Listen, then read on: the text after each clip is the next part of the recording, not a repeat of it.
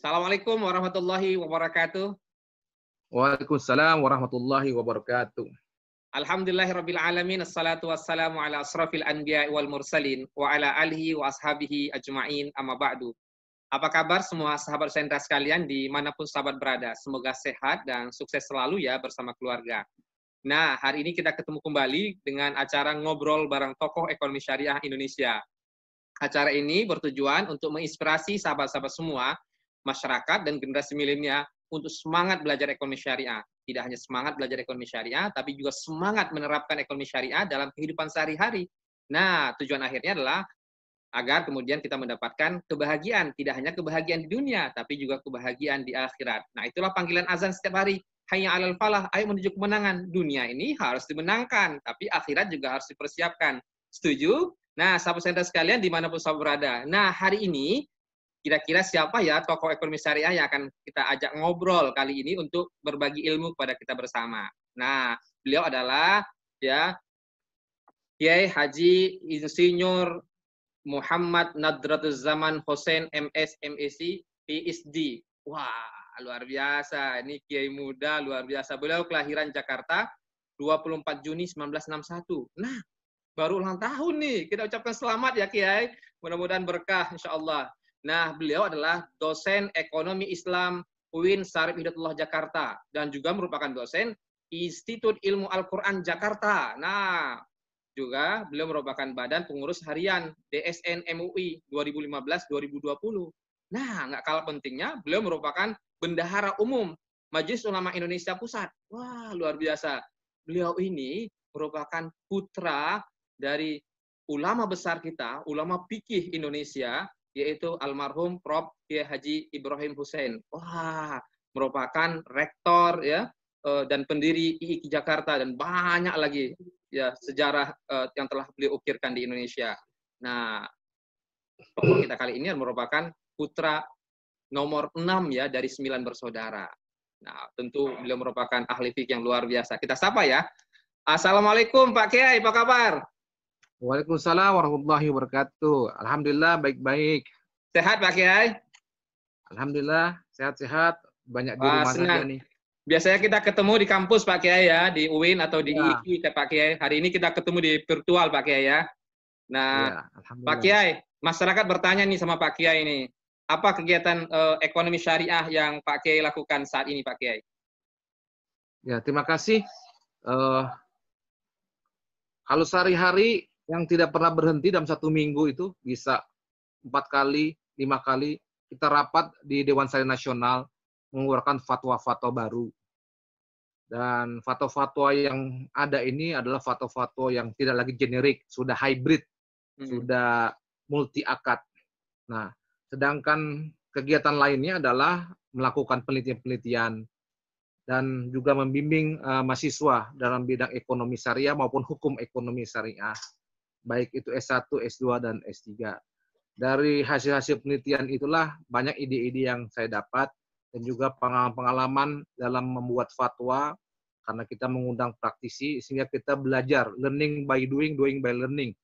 Jadi sembari bekerja di DSN juga banyak belajar. Dan alhamdulillah sekarang ini media untuk mendapatkan ilmu baru itu semakin luas karena grup-grup ekonomi syariah di dunia ini sekarang sudah mengajak saya, misalnya grup wakaf, grup zakat, grup keuangan syariah, jadi kita bisa tukar-menukar informasi. Sementara dulu susah sekali mendapatkan informasi-informasi tentang ekonomi syariah. Alhamdulillah sekarang dengan adanya teknologi informasi ini, alhamdulillah kita mudah mengaksesnya sekarang. Wah, luar biasa Kiai ya. Jadi kampusnya ada ya, praktisinya ada. Jadi komplit luar biasa Kiai. Nah, Kiai, pertanyaan berikutnya masyarakat juga bertanya sama Kiai, kapan Kiai mulai tertarik belajar ekonomi syariah nih Kiai? Kalau boleh tahu Kiai. Saya tertarik pada saat Majelis Ulama mengadakan nasional workshop terhadap bunga bank dan riba. Itu pada tahun 1990 di Cisarua, Bogor. Pada waktu itu saya diundang sebagai peserta dan juga diminta untuk mengundang ahli-ahli ekonomi konvensional. Dari situlah saya banyak belajar, dan sebelum adanya workshop, beberapa pakar sudah mengadakan pra-workshop, juga saya menghadiri. Di situ saya melihat banyak hal-hal yang baru yang saya ketahui. Memang saya melihat pada waktu itu ekonomi syariah, dalam hal ini perbankan syariah, baru tahap awal berkembang. Lalu pada saya kuliah di IPB, di Australia mengambil S3, saya juga bertemu dengan seorang mahasiswa dari Malaysia yang sekarang sudah menjadi profesor, Sudin Harun. Dia meneliti tentang perbankan di Malaysia. Beliau banyak berdiskusi dengan saya, karena pada waktu itu dia menjadi imam masjid, saya menjadi naib imam masjid di kampus. Jadi kita sering bertemu dan tukar pikiran. Nah, setelah saya pulang dari Australia, saya pada tahun 2006 diangkat menjadi Direktur Pusat Komunikasi Ekonomi Syariah. Itu lembaga yang di-endorse oleh BI dan lembaga keuangan lainnya. Alhamdulillah di situ saya makin banyak belajar dan makin banyak menulis dan banyak memberikan pencerahan kepada masyarakat, karena tugas kita adalah mensosialisasikan ekonomi syariah dan perbankan syariah. Bagaimana kita memasyarakatkan ekonomi dan mengekonomikan masyarakat. Nah, oleh karena itu, pada waktu itu banyak tulisan-tulisan, buku-buku saku yang kami tulis bersama-sama dengan tim, dengan teman-teman, dan juga banyak mengundang para pakar. Akhirnya kita melihat bagaimana begitu indahnya, begitu pentingnya, begitu perlunya umat Islam ini mempelajari ekonomi syariah. Karena ekonomi syariah ini ilmu hidup, bukan ilmu terapan, bukan ilmu yang kita bilang teoritis. Nah, ini mungkin yang kita perlu pelajari. Jadi orang yang bukan ekonom pun, bukan belajar ilmu ekonomi, seharusnya belajar. Karena kita hidup 24 jam ini mungkin 90% kita hidup bersentuhan dengan masalah ekonomi dan keuangan. Oleh karena itu, muktamar saya bagi saudara kita yang muslim, yang muda-muda ini, jangan berpikir, saya bukan orang tidak berminat dengan ekonomi. Tapi dalam praktiknya, kita tidak bisa menghindari dengan masalah-masalah praktis ekonomi. Oleh karena itu, ekonomi syariah, khususnya terutama masalah akad, ini harus menjadi pengetahuan dasar, basic bagi setiap muslim. Janganlah bertransaksi yang kita selalu mengatakan tidak tahu hukumnya. Kita harus tahu hukumnya sebagai seorang Islam gitu ya. Nah, ini paling penting karena kita ingin halal mendapatkannya, ya, halal mentasarufkannya juga, dan halal mengkonsumsinya juga. Nah, ketiga hal ini muktamar saya penting sekali. Jadi sehingga saya punya semboyan halal produk itu berkembang menjadi halal trading dan didukung oleh Islamic Finance. Nah, ketiga hal ini harus kita padukan sama-sama.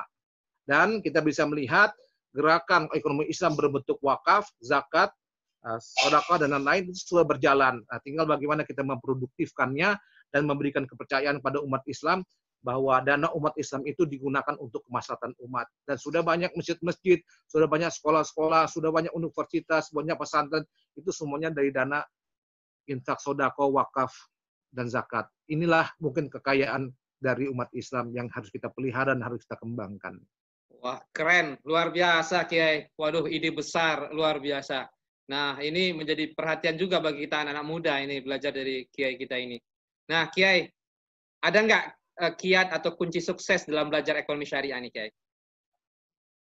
Kalau dikatakan kiat, itu ya adalah sebenarnya adanya kemauan untuk tadi hidup dalam halalan toiban. Hidup halal itu menjadi lifestyle kita. Karena kita menghindari sesuatu yang bukan halal. Karena kalau orang tasawuf, jangan yang haram, yang subhat pun dihindari, gitu ya. Nah, oleh karena itu kita coba menghindari itu, menjauhi itu semua, agar doa kita diterima oleh Allah Subhanahu Wa Taala. Wah, keren. Doa Oleh memang betul. Menurut Rasulullah, kalau mau doa kita dikabulkan Allah, maka perbaikilah makananmu, pastikan makananmu halal. Waduh, keren Kiai, top. Terus Kiai? Ya, oleh karena itu mulai saya berkesempatan juga tahun 2006 sampai 2009 menjadi Direktur LPPOM MUI yang mengeluarkan sertifikat halal. Jadi saya juga akhirnya belajar lagi lebih dalam tentang hal-hal yang berkaitan dengan fikih Maidah, Al-Maidah, fikih makanan. Nah, oleh karena itu saya merasa mulai dari fikih makanan sampai fikih keuangan atau ekonomi, saya mempelajari. Dan juga sekarang saya lagi mempelajari mendalam fikih sosial yang berkaitan dengan zakat, dan wakaf. Dan alhamdulillah saya pernah menjadi wakil ketua dari Badan Wakaf Indonesia, sehingga menurut hemat saya sangatlah sedih kalau harta wakaf umat Islam ini ternyata tidak dikelola secara produktif dan atau ditelantarkan. Banyak tanah-tanah wakaf yang terlantarkan akhirnya diserobot oleh orang lain, dan kadang-kadang yang menyerobot adalah non-muslim. Ini menyedihkan bagi saya.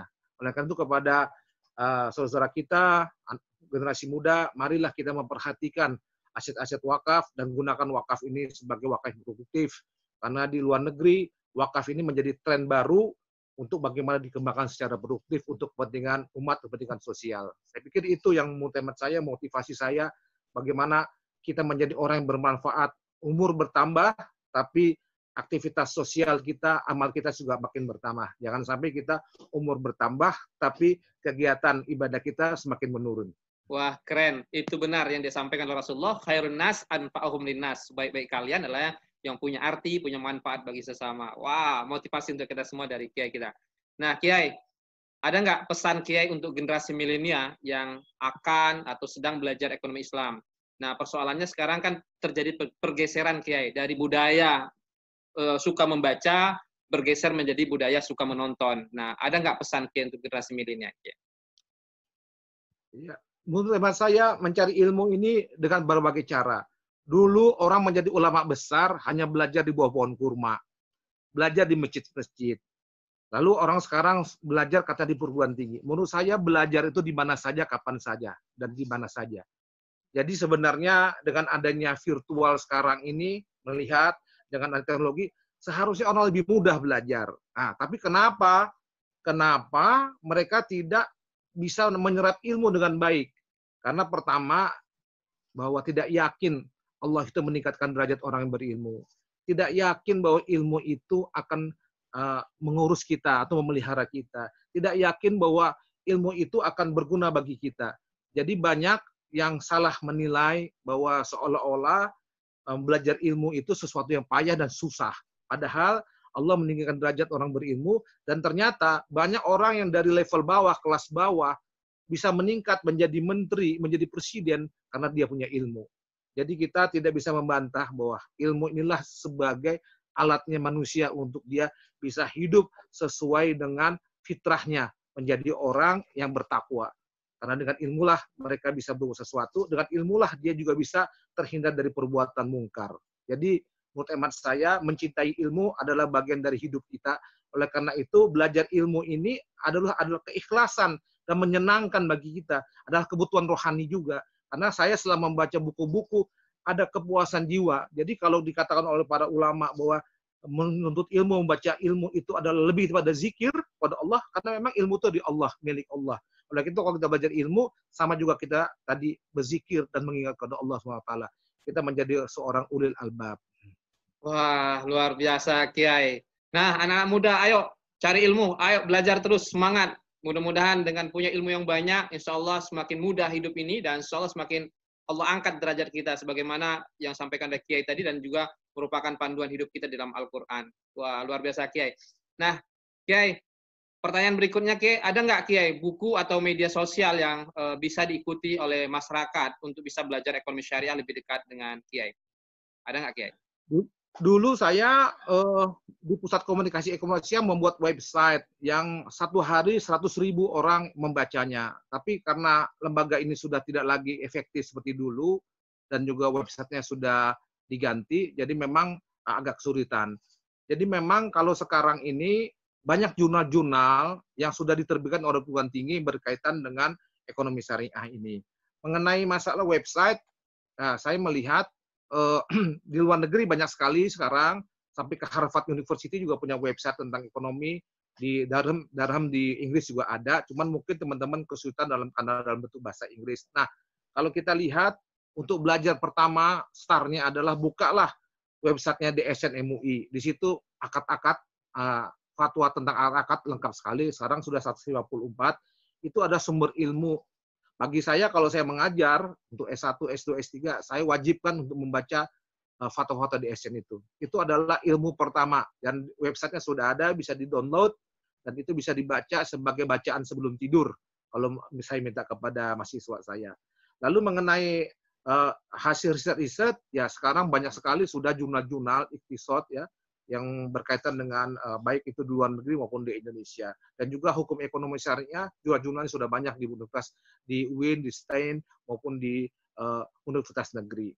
Jadi menurut hemat saya tidak ada lagi alasan. Nah, khusus untuk saya kalau Anda tulis di Google, saya banyak menulis di jurnal-jurnal, Anda bisa baca nama saya ditulis, dan juga buku-buku selama saya menulis buku juga sudah saya masukkan juga di Google. Ya, jadi oleh karena itu dari buku-buku saku, dari buku yang saya terbitkan itu sudah cukup sebagai dasar untuk mempelajari ekonomi syariah atau karena yang diterapkan sehari-hari. Wah, Kiai. Kalau Facebook, Kiai, Kiai punya Facebook yang bisa diikuti masyarakat? Saya punya, tapi nggak sempat upgrade-nya ya, karena kesibukan di DSN, di MUI nggak sempat mengupgrade-nya gitu ya. Kalau boleh tahu masyarakat, Kiai, apa nama Facebooknya, Kiai? Nama Facebook Ya, Kiai? Nadra Hussein. Nadra Hussein ya. Nadra Nah, Hussein. sahabat-sahabat boleh ikutin. Mudah-mudahan suatu saat nanti bisa belajar dengan Kiai. Kalau Instagram, Kiai, punya Kiai Instagram? Ada juga, Nadra Hussein juga. Nadra Hussein juga. Nah, sahabat-sahabat silakan follow ya. Follow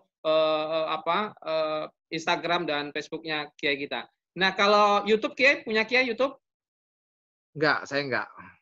Tapi saya lihat ceramah-ceramah Kiai banyak di YouTube. Jadi sahabat-sahabat boleh lihat bagaimana kemudian ilmu beliau, tinggal searching di YouTube. Nah, Kiai, terakhir Kiai, ada nggak Kiai dalam perjalanan hidup Kiai belajar ekonomi syariah ini, pernah nggak Kiai merasa down, jatuh, pesimis, ya Allah kok begini ya antara konsep dengan kenyataannya nggak sama, kira-kira pernah nggak Kiai? Ya, saya melihat kita perlu melakukan adjustment. Misalnya dalam fatwa-fatwa DSN, saya melihat memang kita harus mengarahkan ke perdata Islam ya. Karena hukum perdata kita ini dalam beberapa hal kurang harmoni dengan fatwa-fatwa kita. Ini satu problem di kita itu di situ ya. Dan memang kita harus membuat semacam khusus perdata. Yang kedua lagi, memang kita menginginkan hakim-hakim agama kita sudah efektif menjadi hakim-hakim juga yang memecahkan sengketa ekonomi syariah. Dan yang paling penting lagi menurut hemat saya adalah notaris. Notaris ini belum banyak yang paham tentang ekonomi syariah. Karena mereka, pengalaman saya nggak mau lama-lama di training, karena mereka banyak klien, takut ditinggal kliennya gitu ya. Padahal notaris itu penting, karena semua transaksi itu harus di-approve atau dianukan oleh notaris. Ya. Jadi memang saya berharap infrastruktur ekonomi syariah dengan lembaga hukum ini jangan dipisah. Jadi makanya saya bilang dulu dengan teman-teman OJK, terutama Pak Mulyaman Haddad, bahwa Mahkamah Agung, notaris, lalu ahli-ahli hukum lainnya itu harus kita ajak supaya mereka mengerti dan paham, maupun juga para ekonomnya. Oleh karena itu memang membangun ekonomi syariah adalah membangun peradaban. Jadi kalau kita mau merubah peradaban, maka kita gunakanlah ekonomi syariah ini sebagai peradaban baru, peradaban Islam. Wah, luar biasa Kiai. Nah, nggak terasa Kiai ya, akadnya 10 menit loh Kiai, tapi sudah lebih pada 10 menit. Itulah kalau bicara tentang ilmu dan Kiai itu. Jadi seperti pohon, semakin digoyang, jatuh terus buahnya gitu Kiai.